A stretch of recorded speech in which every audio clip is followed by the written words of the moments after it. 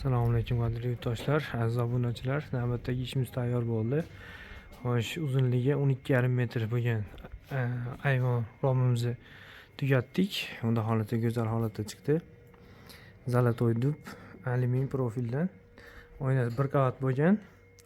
Kvadrati 580 mingdan tushdi.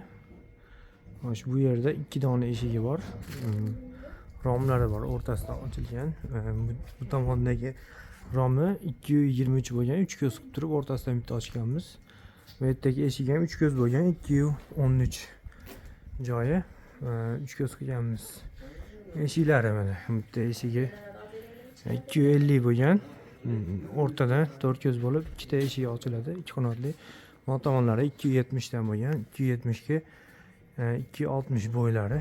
Bunda holati juda go'zal holatda chiqqan. Mana o'zingizlar ko'rib turibsizlar, 5 ko'zdan bo'lgan.